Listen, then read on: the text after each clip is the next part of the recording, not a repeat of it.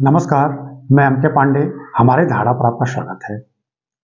महाभारत के जितने भी पात्र हैं उनमें द्रौपदी बहुत बड़ा पात्र हैं, महारानी द्रौपदी। और यह भी कहा जाता है कि पूरी महाभारत घटना द्रौपदी के कारण ही हुई थी, और ऐसा माना जाता है। और जब भी इसकी चर्चा होती है तो एक स्वर से यह स्वीकार कर लिया जाता है कि द्रौपदी की वजह से ही महाभारत की घटना हुई। और क्या घटनाक्रम, क्यों महाभारत की घटना हुई, तो एक प्रसंग उसमें आता है कि जब राज का बंटवारा हुआ और महाराज युधिष्ठिर, धर्मराज युधिष्ठिर को इंद्रप्रस्थ मिला, तो इंद्रप्रस्थ बड़ा खुशहाल हो गया। फिर उन्होंने राजसूय यज्ञ किया, उनमें सबको बुलाया और कौरवों को भी बुलाया, दुर्योधन भी वहां आया, सारे लोग आए।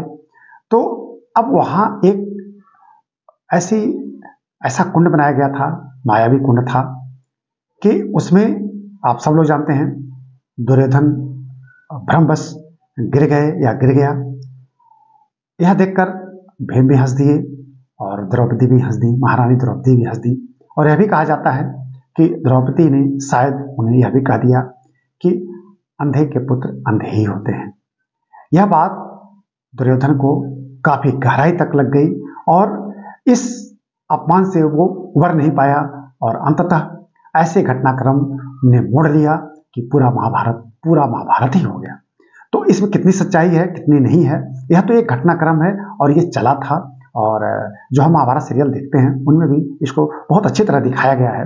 भीम ने अपमान किया था, यह भी दिखाया गया है, और महारानी द्रौपदी ने भी दुर्योधन का अपमान किया था। क्या ये उचित था? इसी प्रसंग पर हम अपनी बात आपके समक्ष रख रहे हैं। आप हमारी धारा देख रहे हैं, मेरा चैनल है, और आपने अगर मेरे चैनल को अब तक सब्सक्राइब नहीं किया है तो हम आपसे आग्रह करेंगे हमारे चैनल को सब्सक्राइब कर लें। बहुत अच्छे अच्छे वीडियो डाले गए हैं, आप उन्हें भी देखें। इस वीडियो को लाइक और शेयर करें, और जरूर शेयर करें। और हम आपसे बार बार आग्रह करते रहेंगे, हमेशा करेंगे। आपके एक क्लिक से इस चैनल को बहुत फायदा होगा, तो प्लीज आप हमारे चैनल को सब्सक्राइब करते रहें। अब हम मूल बात पे आते हैं कि क्या यह उचित था?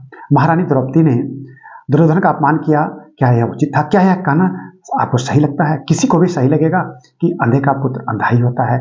या सुनकर भी अच्छा नहीं लगता है कि यह बात क्यों बोली गई?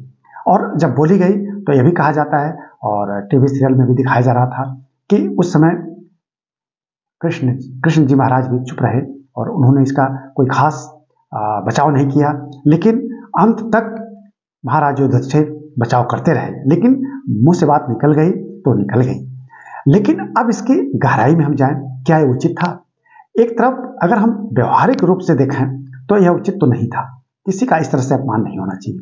लेकिन इसका दूसरा पक्ष अगर हम लेंगे, अगर सत्य और असत्य का पक्ष लेंगे कि क्या घटनाक्रम और अब तक क्या हुआ था, क्या नहीं हुआ था, इसका अगर हम पूरा संयोजन लें तो हम पाएंगे कि सत्य के साथ पांडव थे, कृष्ण थे, और असत्य के साथ कौरव और दुर्योधन के नेतृत्व में कौरव थे।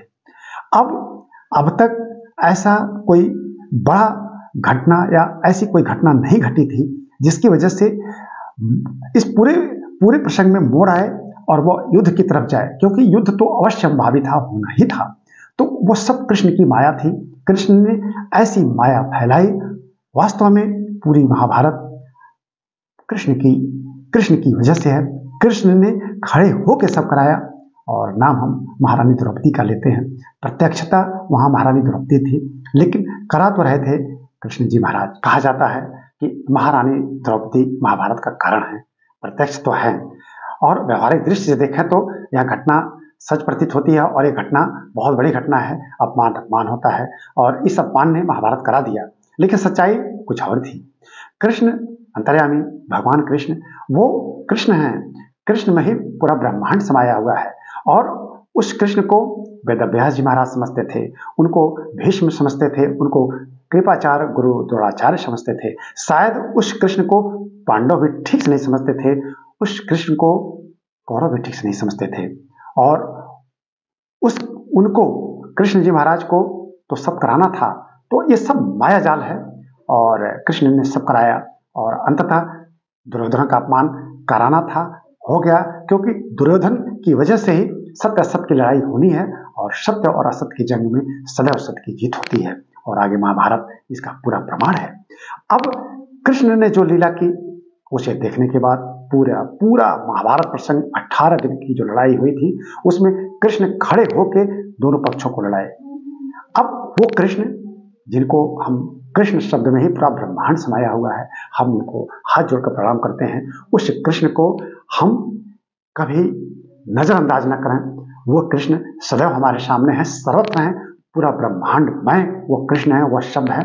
और निश्चित रूप से ओम नमः भगवते वासुदेवाय यह बहुत बड़ा शब्द है और निश्चित रूप से हम इस पूरे प्रसंग को अगर हम उठाते हैं द्रौपदी के द्वारा महाभारत तो उठाते हैं तो व्यवहारिक पक्ष दिखता जरूर है, लेकिन सब कराने वाला ऊपर वाला है और ऊपर वाले का मतलब वो ब्रह्मांडी शक्ति जिसमें सब कुछ निहित है और वह शक्ति एक जगह केंद्रित हुई, वह कृष्ण के रूप में सामने आए।